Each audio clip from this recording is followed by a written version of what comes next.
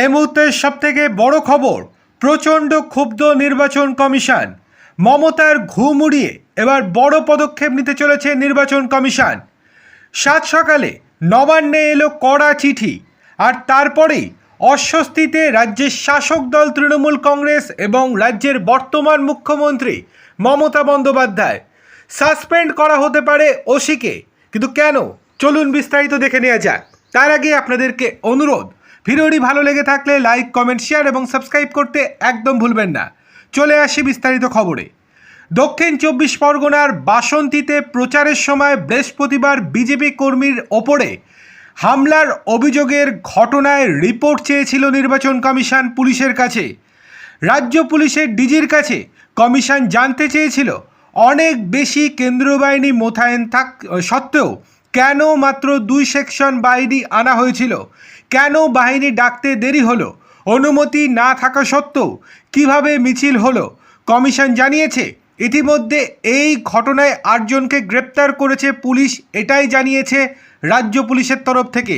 কিন্তু রাজ্য পুলিশের রিপোর্টে একেবারেই সন্তুষ্ট নয় নির্বাচন কমিশন। সেই জন্য এবার নবান্নে চলে এলো কড়া চিঠি।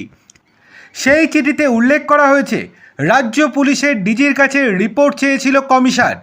রাজ্য পুলিশের ডিজি সেই রিপোর্ট জমাও দিয়েছে কমিশনের কাছে, কিন্তু সেই রিপোর্ট একেবারে সন্তোষজনক নয় বলে জানিয়েছে নির্বাচন কমিশন। নির্বাচন কমিশন পরিষ্কার উল্লেখ করেছে, যদি পরবর্তী রিপোর্ট সন্তোষজনক না হয় তাহলে বারুইপুর থানার এসি এবং আইসিকে শোকজ করা হতে পারে বলে পরিষ্কার জানিয়েছে নির্বাচন কমিশন। সেক্ষেত্রে আরও অস্বস্তি বাড়তে পারে রাজ্য সরকারের। বলা বাহুল্য, গতকাল বাসন্তীতে বিজেপি প্রার্থী বিকাশ সর্দারের সমর্থনে প্রচার করছিলেন বিজেপি নেতাকর্মীরা।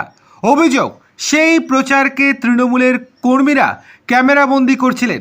তা নিয়ে দুই পক্ষের মধ্যে প্রথমে কথা কাটাকাটি শুরু হয়, তারপর শুরু হয় সংঘর্ষ শুরু হওয়ার পরেই দ্রুত উত্তেজনা ছড়ায় এলাকায়।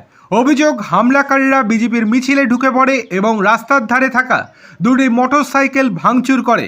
বিজেপির অভিযোগ, প্রশাসনের মদতে এবং পুলিশি নিষ্ক্রিয়তার সুযোগ নিয়ে দুষ্কৃতীরা তাণ্ডব চালিয়েছে।